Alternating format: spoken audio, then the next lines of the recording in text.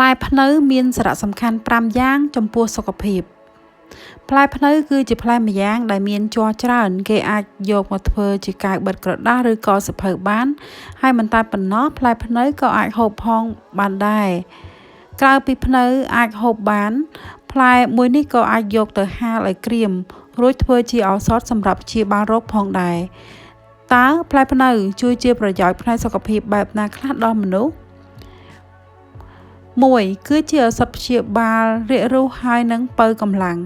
ផ្លែភ្នៅអាចព្យាបាលជំងឺរាគរូសយ៉ាងមានប្រសិទ្ធភាពមិនតែប៉ុណ្ណោះផ្លែភ្នៅដែលគេបានហាលថ្ងៃក្រៀមហើយនោះយកមកដាំទឹកលាយជាមួយនឹងទឹកឃ្មុំអាចជួយពៅកម្លាំងមនុស្សចាស់បានថែមទៀតផងទី2បណ្ដេញមេរោគនិងសម្រួលដល់ការរំលាយអាហារបានយ៉ាងល្អ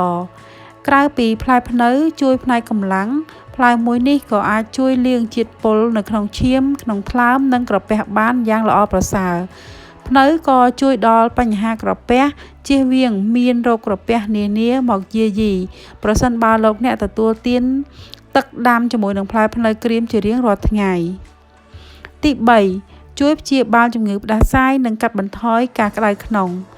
នៅពេលដែលអ្នកមានជំងឺផ្ដាសាយឬអាការៈក្តៅក្នុងអាចដាំទឹកភ្នៅក្តៅអ៊ុនៗទទួលទានហើយនឹងជួយឲ្យខ្យល់ដង្ហើមដំណើរការបានល្អ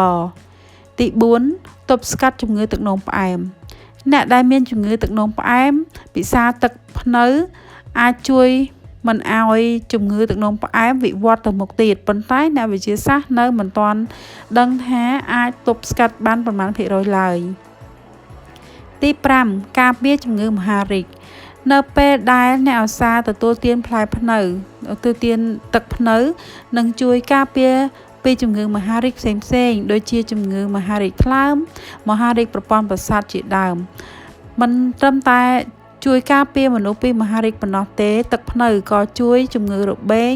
ជំងឺរោគស្ត្រីហើយនិងជំងឺរដូងបាត់ជាដើមគួររំលឹកថាផ្លែភ្នៅសម្បូរដោយសារធាតុជាច្រើនដូចជាកាល់ស្យូមប្រូតេអ៊ីនសារធាតុប្រឆាំងអុកស៊ីតកម្មសារធាតុតានីនឡាមិនតែប៉ុណ្ណោះក៏មានរសជាតិចត់តិចៗអាចជួយដល់សុខភាពរបស់មនុស្សបានយ៉ាងល្អចំពោះវិធីនៅក្នុងការធ្វើផ្លែភ្នៅវិញគឺត្រូវចិតផ្លែភ្នៅខ្ចីជាចំណិតតូចៗល្មមរួចហើយយកទៅទីហាលថ្ងៃឲ្យស្ងួតល្អបន្ទាប់មកយកទៅរក្សាទុកនៅក្នុងប្រអប់ស្ងួតឬកន្លែងដែលមានសុវត្ថិភាពមួយក្រោយមកអ្នកអាចយកភ្នៅក្រៀមនោះទៅដាំជាមួយនឹងទឹករួចហើយទទួលទានបានធម្មតាដកស្រង់ចេញពី website youchiathmai.com